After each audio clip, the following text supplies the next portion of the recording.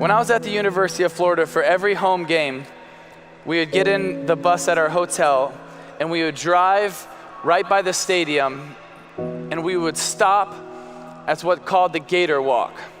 And every game I played there was probably 20 to 40,000 fans at this Gator Walk ready to greet us as we get off the bus. I would see all these people. I gotta tell you, there were a lot of voices that started to hit me. One of the first voices that instantly hit me was pride and arrogance, because I would look out and I would see thousands of jerseys with my number on it.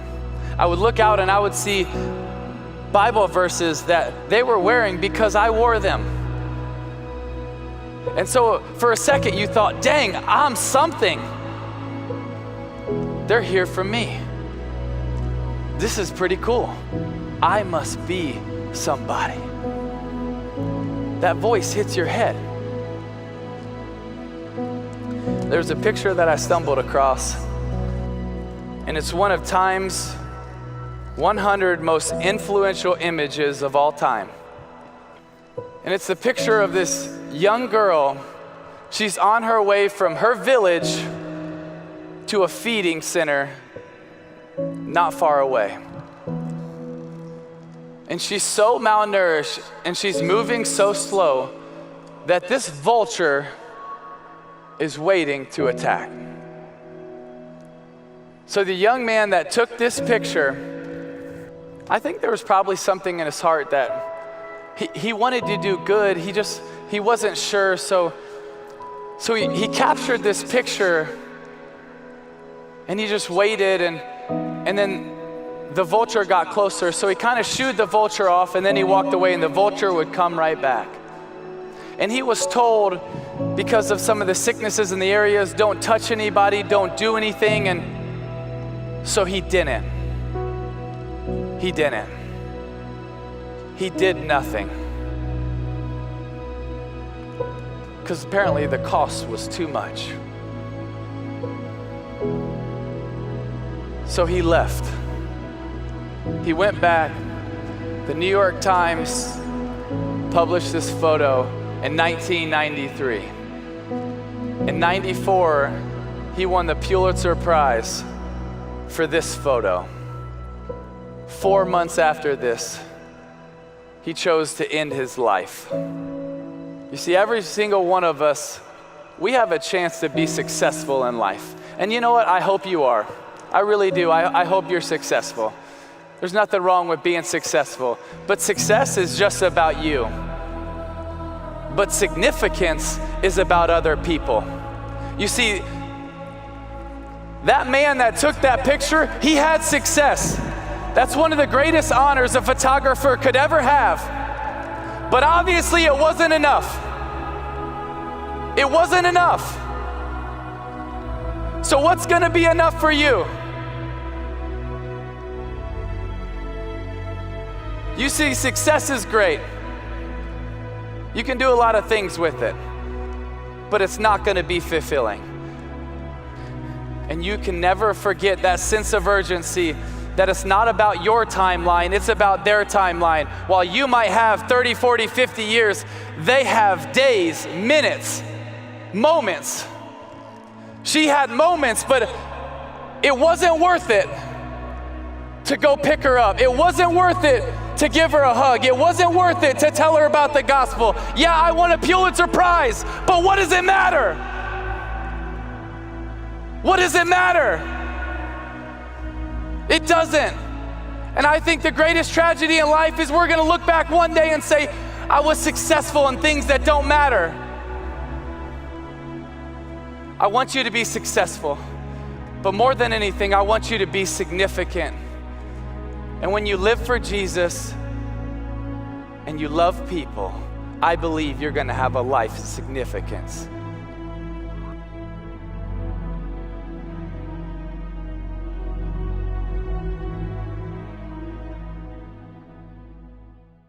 오늘 우리가 본 영상이 2020년 패션 대집회 장면에 팀 티보우라는 스포츠 선교사분이 자신의 삶을 통하여서 또 간증을 통하여서 우리에게 주고자 하는 메시지를 보여준 듯 합니다. 그는 자신도 모르게 스포츠로 뮤직 축구 선수로 굉장히 성취감을 누렸던 것이죠. 그러면서 말씀 구절도 딱 눈 밑에 쓰면서 자신은 자기 나름대로의 복음 증거자로 어떻게 보면 삶을 살았다고 이야기를 했던 것 같아요. 그게 바로 그도 모르게 높아진 자신의 교만함과 오만함이라는 것을 깨닫는 순간이 온 것이었죠. 그게 바로 한 여자, 그 아프리카의 연양실조로 쓰러져 죽어가고 있는 그 사진 한 장을 찍은 그 사진 작가의 삶을 통하여서 알게 된 것이죠. 그러면서 많은 메시지가 뭡니까? 지금 정말 우리도 다 성공하고 싶죠. 잘 되고 정말 멋진 인생을 살아보는 삶으로 나가는 분들, 그게 맞죠. 당연하죠. 하지만 그걸 이룬다고 했을 경우 또 가장 중요한 것을 잃어버리지 않을까 하면서 메시지를 오늘 던져주고 있는 듯 합니다. 정말 진정한 의미 있는 사람으로서 성공했는가라는 질문이죠. 그래서 우리가 의미라는 단어에 오늘 포인트도 두면서 우리가 인생 가운데 삶을 살면서 진정한 성공이 무언가, 바로 주님을 위해 살고 그리고 주님을 위하여서 복음을 증거하는 삶을 살면서 살아간다면 아마 의미 있는 더 삶을 살 것이다 라는 메시지를 우리에게 주는 듯 합니다. 그래서 그리스도의 본이 되는 삶으로서 나아가자는 귀한 영상이었습니다. 자, 여러분, 저는 오늘 서로 위로하는 자들이 되자라는 말씀으로 은혜를 나누려 갑니다. 오늘 우리 최인 집사님이 또 기도해 주시면서 지금 현 세상 상황 정황 어떻습니까? 이 시국이 사는 것이 날마다 힘들어지는 듯 합니다. 그도 그럴 것, 물가도 지금 천정부지로 치솟고 또 코로나가 잠잠해지지만 또 독감, 감기로 온갖 질병이 우리를 괴롭히고 있습니다. 또 북한은 또 어떻습니까? 미사일이니 핵실험이니 하면서 계속 위협을 하고 있고 또 아직도 끝나지 않은 러시아 우크라이나 전쟁을 인해서 이 두려움과 공포감으로 우리를 위협하고 있고, 학생들은 학생들 나름대로, 주부는 주부대로, 직장인은 직장인대로, 또 저 개인적인 목사도 힘들고 성도들도 다 힘든 시대를 지금 살아가고 있지 않나 생각이 됩니다. 그래도 우리가 하나님을 믿기 때문에 그래도 하나님을 의지하고 의존하면서 좀 더 나을 수 있습니다. 하나님이 우리와 함께 해주시고 우리를 도와주시고 격려해 주시기 때문이죠. 물론 우리가 신앙생활을 하는 것도 만만치 않아요. 쉽지 않습니다. 우리가 말씀대로 살아간다고 한다는 것 정말 힘든 일입니다. 내가 하고 싶은 일이 있어요. 그런데 할 수 없는 일이 많고 안 하고 싶어도 해야 되는 일이, 그것도 계속 그렇게 살아야 하기 때문에 우리가 더 힘들게, 그런 것들이 우리를 힘들게 할 수도 있습니다.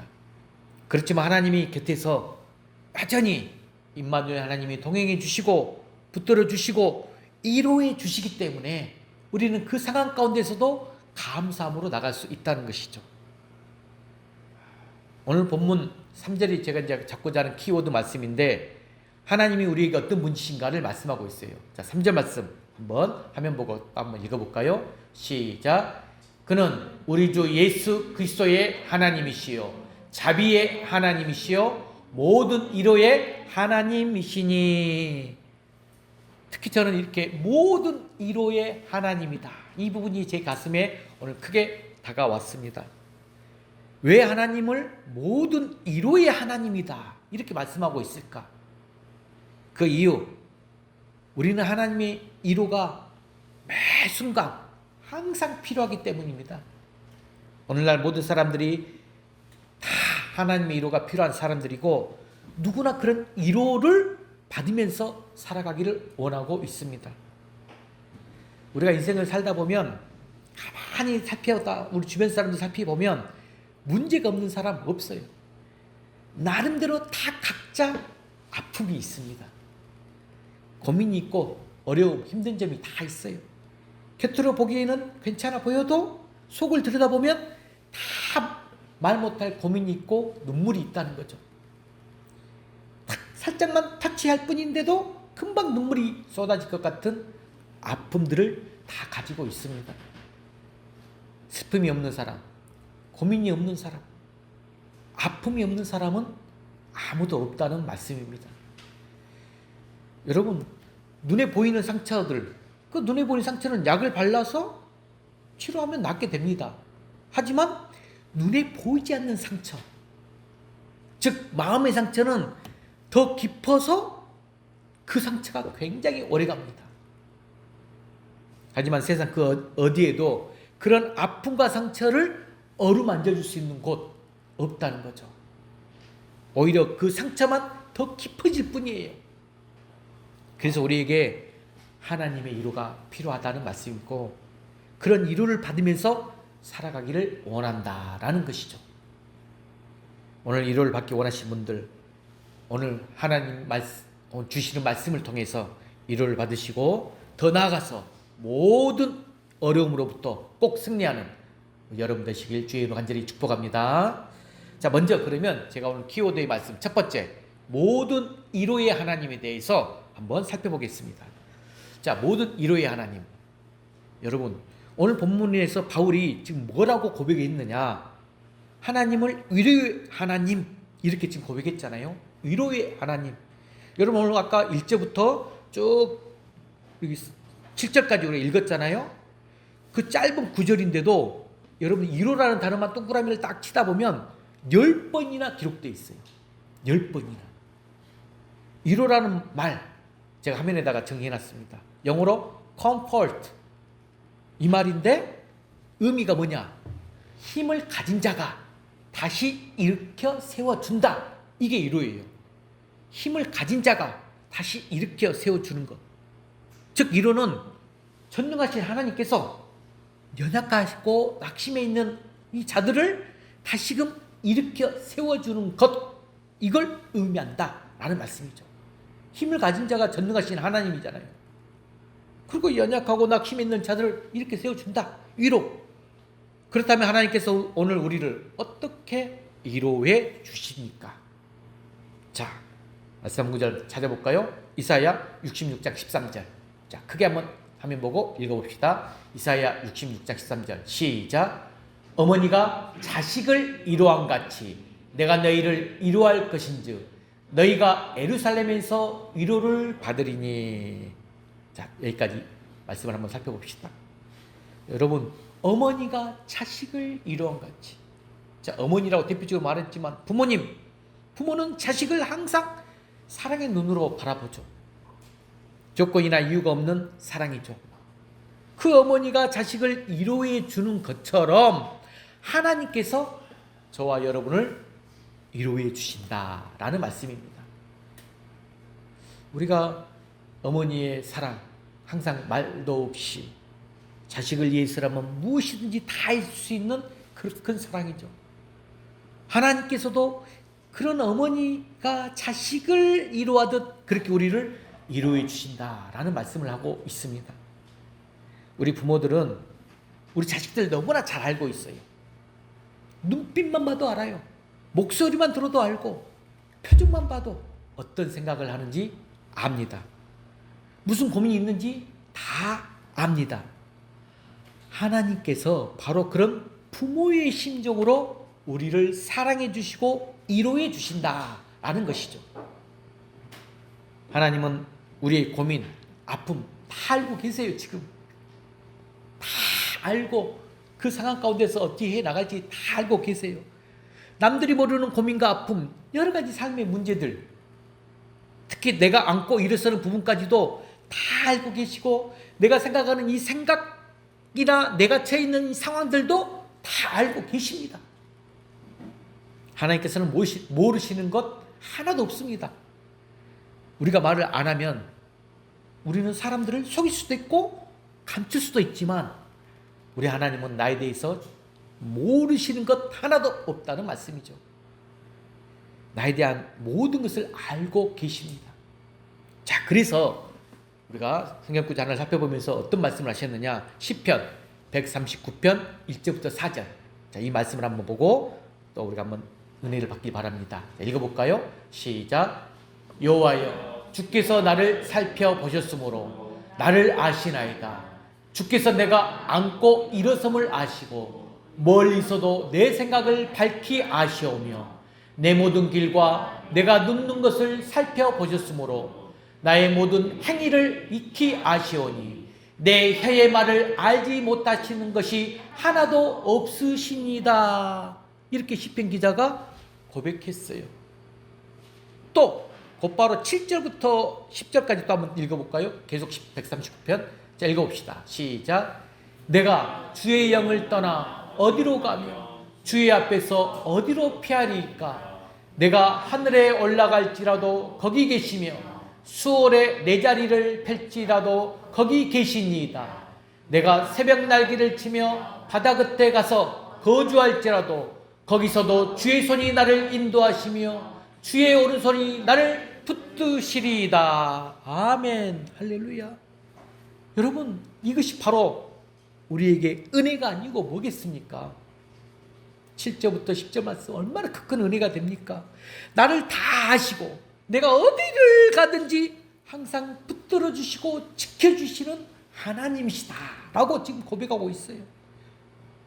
여러분, 그 전지전능한 하나님을, 모든 위로의 하나님을 깨닫고 그 위로를 받고 나가는 귀한 여러분 되시길 주의 이름으로 간절히 축복합니다.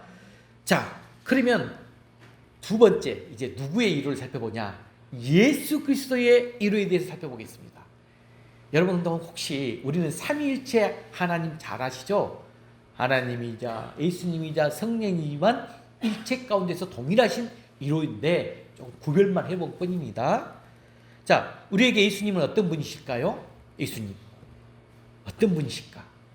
자, 말씀으로 한번 그러면 접근해 봅시다. 히브리서 4장 15절 말씀 읽어볼까요? 시작. 우리에게 있는 대제사장은 우리의 연약함을 동정하지 못하실 리가 아니요 모든 일에 우리와 똑같이 시험을 받으신 이로되 죄는 없으시니라. 아멘. 우리에게 예수님이 이분이에요. 지금 4장 15절. 자, 대제사장 예수님을 말합니다. 여기서 동정이라는 단어, 이 단어를 우리가 좀 주목해 봐야 돼요. 동정. 어떤 의미가 있죠? 저는 이런 질문들을 굉장히 많이 하죠. 이 동정이라는 단어. 우리의 아픔을 공감한다. 우리의 연약함을 교감한다. 이런 뜻인데, 즉 몸속 경험을 해봐서 공감한다. 이게 동정이에요. 내가 몸속 경험해봤기 때문에 그 마음의 아픔과 상처, 힘듦을 공감한다. 말로만 공감한다는 뜻이 아니에요. 머리로만 이해하는 뜻도 아니에요. 몸으로 직접 겪어봐서 다 알고 이해한다. 이런 뜻입니다.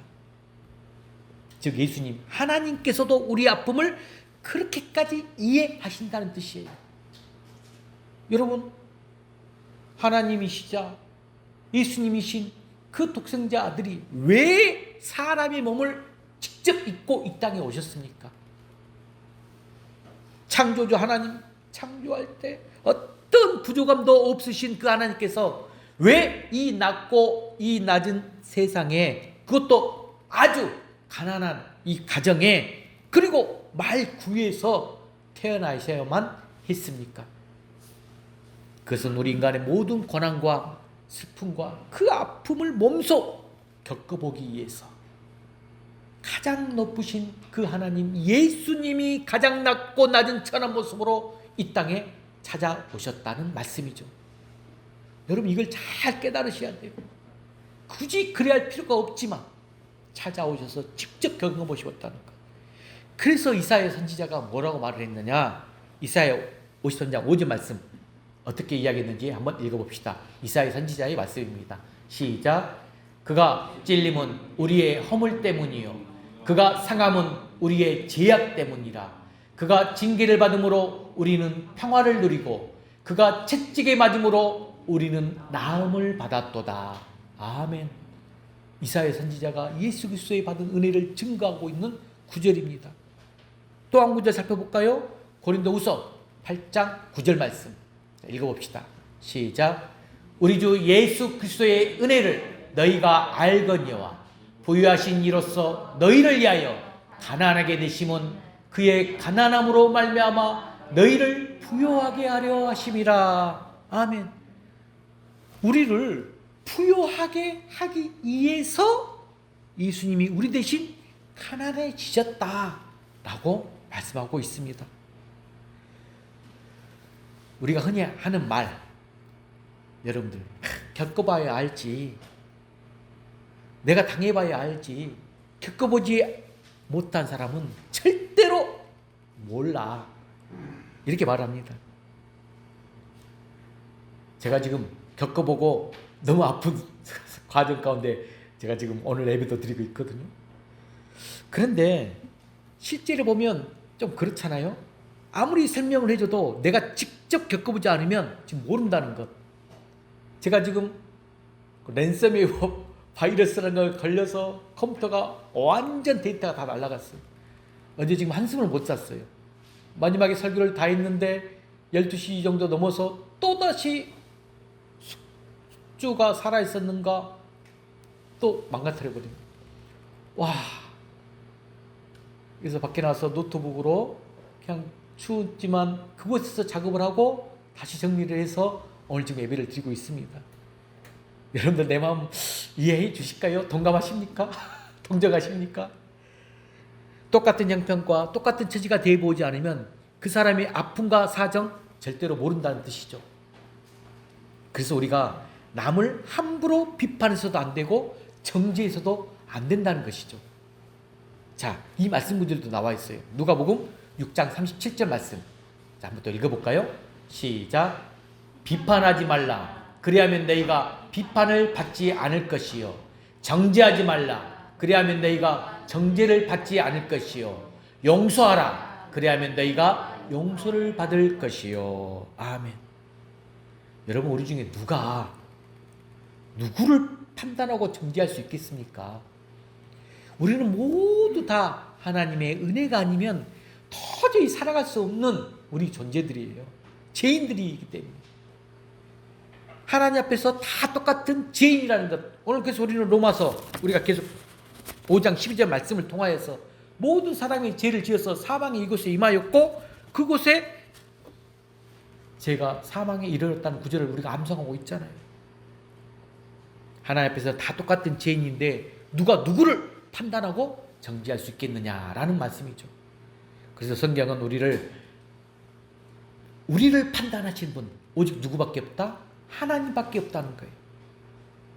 우리를 판단하실 분은 오직 하나님이시고 우리는 단지 기도해주고 걱정해주고 같이 울어주고 마음 아파해주고 같이 짐을 지어야 될 책임을 가진 우리는 그냥 믿음의 권속자다라고 했어요. 믿음의 권속자.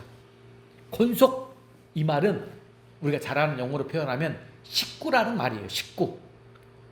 여러분, 식구가 무슨 뜻이에요? 같이 밥을 먹는다.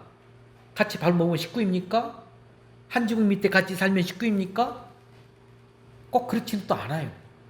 식구란 말은 뭐든지 이해해주고 용서해주고 포용해주는 그런 관계가 되면 식구가 되는 거예요. 우리가 어떤 큰 잘못을 했어요. 그런데 같은 식구인 경우에는 문제가 다르다는 것이죠. 감싸주게 되고 같은 식구 안에 있는 사람들은 그 어떤 큰 잘못, 문제점이 있더라도 감싸주고 안아주게 돼요. 상대방이 뭐라고 하든 내 식구니까 지켜주게 되고 보호해 주는 것입니다.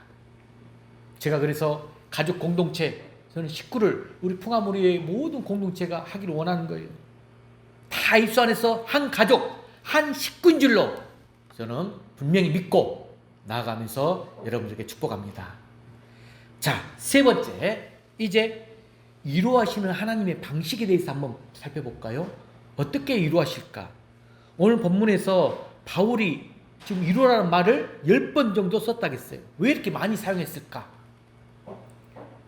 위로라는 말을 많이 쓰는 이유는 그 위로를 강조하는 이유이죠. 왜 그럴까? 자, 이때 당시가 고린도 교회에는 바울이 2차 전도 여행 때 세운 교회거든요. 우리가 고린도 전서 지난주에 제가 조금 말씀했었는데 문제가 참으로 많은 교회였음을 우리는 알고 있어요. 예를 들면 막 당파의 문제로, 즉 바울과 아볼로파, 게나파, 그리스파 이렇게 당파의 문제로 나누어져 있어요. 서로 막 싸웠어요. 그 밖에 음행의 문제라든지 성도 간의 소송 문제라든지 혼인 문제라든지 우상의 재물 문제라든지 은사의 문제, 부활과 헌금에 대한 문제 등 서로 간의 이 견해 차이로 해서 분쟁이 아주 많은 교회였다는 거예요. 그래서 그 바울은 그런 이 고린도 교회를 책망하고 있었죠.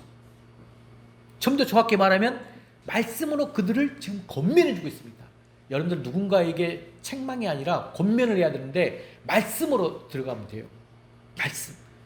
교회답게 성도답게 항상 바르게 서 있어라 하는 것인데 그 내용이 고린도 전서의 내용이고, 그러고 나서 두 번째로 쓴 편지가 뭐다?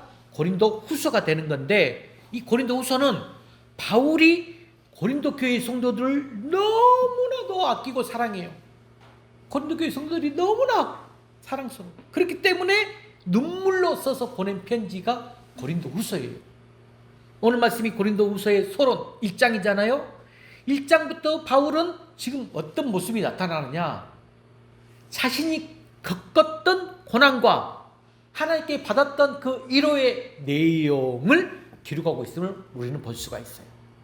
자, 그러면 뭘 말하느냐? 바울은 전도 여행을 떠나면서 복음을 전하면서 얼마나 많은 고통과 시련을 겪었는지 모릅니다. 여러분 말씀에서 한번 살펴볼 수 있어요. 고린도후서 11장 23절 이하의 말씀 여기 한번 화면에 나왔는데 한번 읽어볼까요? 이런 시련과 고통을 당했어요. 시작.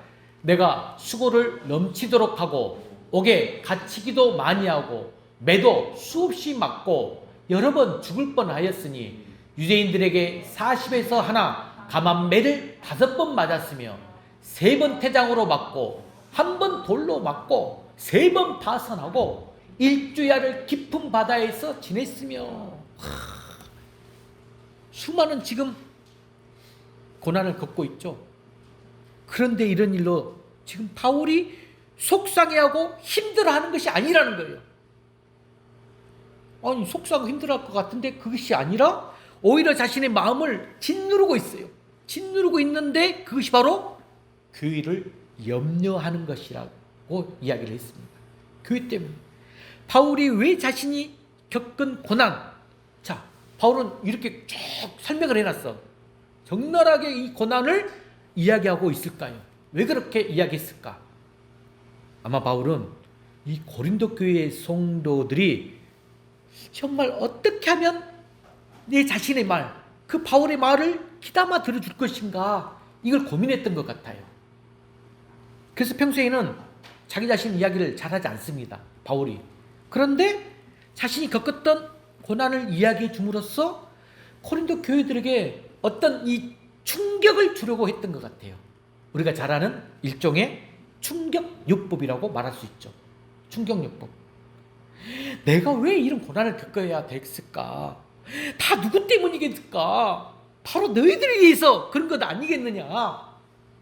너희들이 너희들을 위로받게 하기 위해서 내가 그런 고난을 받은 것이다, 겪은 것이다 라고, 이런 의미로 자신이 받은 그 고난에 대해서 언급하고 있다는 것입니다.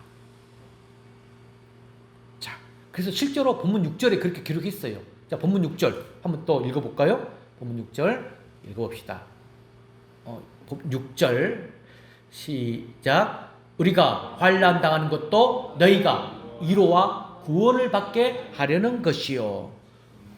환난 당하는 것도 너희가 위로와 구원을 받게 하는 것이다. 바울의 고난이 고린도 교회 성도들 때문이라고 분명하게 지금 밝히고 있는 구절이에요. 여러분, 우리 교회 안에는 바울처럼 이 고난의 길을 걸어가면서도 고난의 길을 걸어가고 있어. 분명히 보여요. 그럼에도 불구하고 다른 사람들에게 큰 위로가 되고 구원의 길을 활짝 열어주는 성도들이 있어요. 그런 바울과 같은 성도들이 여러분 우리 교회 안에 많아야 됩니다. 있어야 되고 그런 성도들이 많이 일어나야 합니다. 교회 안에 보면 믿음이 연약한 성도들이 있습니다. 믿음이 연약한 성도들이 있는가 하면 반면 믿음이 강한 성도들도 있어요. 다른 사람들이 섬기고 희생할 줄 아는 성숙한 성도가 있는 걸 하면 또 반대로 오히려 다른 성도들의 희생을 통해서 겨우겨우 신앙생활하는 성도들도 있습니다. 바울은 그런 연약한 성도들을 이해해서 그 낙심하고 연약한 성도들을 이해해서 기꺼이 내가 고난당하기를 원했던 사람이라는 거죠. 그래서 본문 7절에 아주 중요한 구절이 나와요. 자, 본문 7절 읽어볼까요? 시작. 너희를 위한 우리의 소망이 견고함은 너희가 고난에 참여하는 자가 된 것 같이 이로에도 그러할 줄을 알미라. 이 구절 말씀은 성구에도 많이 사용되고 있어요. 이 말씀은 곧 고난을 당할 때 다른 데서 이루어받지 말라. 바울처럼 하나님께 그 위로를 받으면서 더 나아가 다른 사람들을 섬기고 희생할 줄 아는 우리 성도들이 되거라 하고 말하고 있는 거예요. 그러므로 저와 여러분도 언제나 하나님께 위로받는 성숙한 성도들이 되시길 바랍니다. 더 나아가 다른 사람의 위로를 기다리지 말고 고난을 피하려 하지 말고 다른 사람들을 내가 먼저 섬기고 위로해주는 하나님의 선한 일꾼들이 되시길 바랍니다. 개인적으로 저는 이제 금요일부터 약간 멘붕이었는데 어제도 어떻게 보면 나보다 나의 어떤 겪은 힘든 상황보다도 약하지만 또 챙겨야 돼요. 한 분 한 분 전화를 통해서 챙기고 위로하고 살피고 티내지 않고 나가야 돼요. 그게 바로 내가 또 해야 될 직무고 또 하나님의 선한 역사이기 때문에. 그래서 우리는 마지막으로 네 번째 뭘 봐야 되느냐, 이렇게 위로받는 자의 사명은 뭘까? 바로 서로 위로하는 자가 되기 위해서예요. 서로 위로하는 자가 되라는 거예요. 하나님의 위로를 받게 되면 그 위로가 우리 중에 역사하여 현재 당하는 고난 능히 견디게 합니다.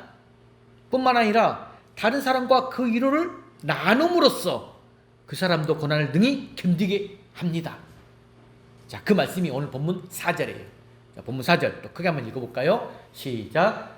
우리의 모든 환난 중에서 우리를 위로하사 우리로 하여금 하나님께 받는 위로로서 모든 환난 중에 있는 자들을 능히 위로하게 하시는 이시로다. 아멘.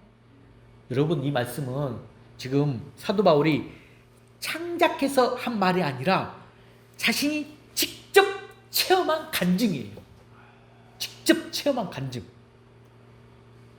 여러분, 자, 오늘 제가 7절까지만 읽었지만 본문 8절, 9절 말씀도 한번 읽어보면 바울이 얼마나 아시아에서 큰 어려움에 처했는지를 알 수가 있어요. 자, 제가 화면에 약간 중간 구절만 띄워놨는데 읽어볼까요? 시작. 힘이 겹도록 심한 고난을 당하여 살 소망까지 끊어지고 우리는 우리 자신이 사형 선고를 받은 줄 알았으니. 이 구절을 읽는데 가슴이 찡하더라고요. 지금 바울이 힘이 겹도록 심한 고난 당하고 있고 살 소망도 끊어져 버리고 사형 선고를 받은 줄 알았다. 자, 여러분, 무슨 뜻입니까? 사형 선고를 받는 사람은 여러분 죽는 길, 죽는 길 말고는 다른 길이 없어요. 다른 방법이 없다는 거예요. 사형 선고 받는 자는. 이처럼 바울이 처한 상황이 지금 죽을 날만 기다리는 그 사형수처럼 정말 절망적인 상황이었다라는 것이죠. 그런데 하나님께서 바울에게 왜 이런 고통과 왜 이런 시련을 주셨을까? 이걸 말씀하고자 하는 거예요. 그 내용이 왜 이런 고통과 시련을 주셨을까? 9절 말씀 하반절에 나와요. 9절 말씀 하반절 다시 한번 보고 읽어볼까요? 시작. 이는 우리로 자기를 의지하지 말고 오직 죽은 자를 다시 살리시는 하나님만 의지하게 하심이라. 여러분, 이게 이제 마지막 결론입니다. 우리 오직 하나님만 의지하라고 바울에게 그런 혹독한 시련을 주셨다는 것이에요. 물론 이것은 고난을 대하는 바울의 개인적인 고백이 지금 말씀이거든요. 이제는 꼼짝없이 죽었구나. 방법이 없구나. 이런 상황이 되면 다른 사람의 도움도 더 이상 의미가 없을 것입니다. 그럴 때 우리를 도와주시는 분이 바로 누구다? 죽은 자도 살리시는 하나님밖에 없다는 것이죠. 전능하신 하나님이 못하실 일이 뭐가 있겠습니까? 우리가 겪고 있는 어떤 어려움도 하나님은 능히 해결해 줄 수 있는 능력이 있는 하나님이십니다. 저와 여러분도 확실하게 믿으시길 바랍니다. 그런데 우리가 이렇게 신앙생활을 해요. 신앙생활을 하면서 어느 순간 보면 하나님보다 나를 더 의지하는 경우들이 얼마나 많습니까? 나도 그러더라고요. 내 능력 의지하고 내 지식, 내 지능, 물질, 권력, 선행 등등 그런 것들을 의지하면서 그것이 마치 신앙생활인 것처럼 착각하는 경우들이 얼마나 많습니까? 그것은 엄밀히 말하면 하나님을 의지하는 것이 아닙니다. 그것은 여러분 우리가 제가 가끔 이야기하잖아요. 신앙생활을 하는 게 아니라 종교 활동을 하고 있다는 거. 종교생활을 하는 거예요. 오직 하나님만 의지하는 것이 신앙생활이 되는데 신앙. 여러분 신앙이 뭐예요? 문자 그대로 하나님만을 믿는 거예요. 하나님을 믿는 것. 오직 하나님의 은혜와 능력을 믿고 의지하며 나아가는 것이 바로 신앙이죠. 바울처럼 여러분 믿음이 그리 훌륭한 사람에게도 하나님은 지금 어떤 상황을 펼쳤다? 죽음을 눈앞에 둔 이 사형수 같은 절박한 상황 환경으로 몰아가 버렸어요. 왜 그렇게 하셨을까요? 오직 하나님만 바라보고 오직 하나님만 신뢰하고 오직 하나님만 의지하도록 하기 위해서 바울에게 그런 엄청난 고난을 주셨다는 것 여러분 분명히 깨닫기 바랍니다. 자, 그렇다면 오늘 우리에게도 그런 고난 여러분 지금 이 순간 또 이 상황 환경 여러분 얼마나 수많은 지금 고난 있을 수 있다는 것이죠. 그게 여러분들 성경에서도 말을 했어요. 로마서 5장 3, 4절 말씀 이렇게 말을 했잖아요. 읽어볼까요? 시작. 다만 이뿐 아니라 우리가 환난 중에도 즐거워하나니 이는 환난은 인내를 인내는 연단을 연단은 소망을 이루는 줄 알미로다. 여러분 마지막이 소망이거든요. 바울이 그런 극심한 고난을 겪고 나니까 이제 뭐가 보였느냐? 다른 사람들의 고통, 슬픔, 아픔, 고민이 보이고 그 사람들을 누구보다도 잘 이해해주고 위로해주는 사람이 되었다는 것입니다. 성도 여러분, 우리는 모두 다 작은 허점, 결점을 다 가지고 있어요. 완벽하지 못해요. 얼굴 모습도 다르고 살아가는 형편도 다르고 여기저기 우리에서 자신의 결점 다 드러납니다. 나타납니다. 하지만 그런 결점, 금이가 있는 내 모습들을 정말 하나님께 맡기는 신앙생활. 맡기면 하나님은 그걸 통하여 오히려 능력이 되게 해주신다는 것. 그래서 우리가 나의 어떤 문제점, 내 단점을 강점으로, 약점을 강점으로, 슬픔을 기쁨으로, 절망을 소망으로 바꾸어 주시는 그 하나님을 여러분들이 믿고 나가야 된다는 것. 모든 것이 합력하여 선을 이루어 주신다고 말하고 있어요. 오늘 제가 강단에 딱 올라와서 기도 가운데 이 상황 가운데 합력하여 선을 이룰 줄 믿습니다. 제게 원하는 바가 있겠죠. 저도 하나님의 뜻을 묻는 데 익숙해져 있어서 항상 고난과 시련이 닥치고 이 어떤 상황이 생기면 꼭 물어요. 뭘 원하십니까? 저에게 뭘 준비시키십니까? 하면서 제 자신을 또닥거리면서 나갈 바를 찾습니다. 여러분 지금 고난을 겪고 있습니까? 좀 더 걱정하지 마십시오. 하나님께서는 우리가 감당할 수 있는 시험만 허락해 주신다. 이렇게 했어요. 또한 시험 당할 때에 피할 길도 내주신다. 능히 감당하게 해주신다. 라고 말씀했습니다. 그러므로 고난을 싫어하거나 무수하지 마세요. 환난 중에 인내를, 인내 가운데 연단을, 연단이 소망을 이룬다는 것. 그러므로 우리가 약은 입에 쓰죠. 하지만 몸에는 유익이 되는 것처럼 고난도 우리에게 쓰지만 우리 삶에 큰 유익을 안겨다 준다는 것입니다. 그래서 우리가 해야 될 게 뭘까요? 고난 가운데 우리가 해야 될 일이 뭘까요? 절망하는 것 아니에요. 우리가 고난 가운데 해야 될 것은 찬송입니다. 찬양입니다. 환난 중에도 노래하시기 바랍니다. 다윗이 그랬어요. 고난은 우리를 위로해 주시고 그 고난 가운데 하나님을 만나게 해주시는 절의 또 기회가 돼요. 고난은 우리가 고난 중에 있는 성도들을 위로할 수 있게 해줍니다.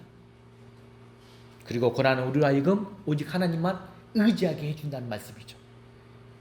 그리고 우리가 그 하나님의 위로를 경험하게 되면, 저는 고난과 힘듦과 위로를 받고 싶을 때 불렀던 찬송가가 아까 370장이고 복음성가는 괴로울 때 주님 바라보라면서 내 마음 가운데 올라왔던, 기도하면 자연히 나와요. 여러분들도 습관처럼 나오는 찬양이 있을 것입니다. 여러분, 그러면서 하나님의 위로를 경험한 그 가슴이 있기 때문에, 뜨거움이 있기 때문에 환난 가운데 있는 이웃을 위로할 수 있게 된다는 거예요. 하나님의 주신 위로로서 모든 환난 중에 있는 자들 능히 위로하게 하시는 그 단계까지 나아가게 해 주신다는 말씀입니다. 환난을 당한 자들을 위로할 정도로 하나님의 위로가 우리에게 넘치기 때문입니다. 이 시간 정말 하나님께 나아가, 여러분 지금 현재 근심, 걱정, 슬픔, 고통이 있다면 다 맡김으로써 하나님이 주신 위로가 충만하시길 바랍니다. 그리고 우리에게 넘치는 하나님의 위로로 다른 사람을 서로 위로해주는 우리 풍화물의 모든 권속들이 되길 주의 이름으로 간절히 축원합니다. 기도하겠습니다.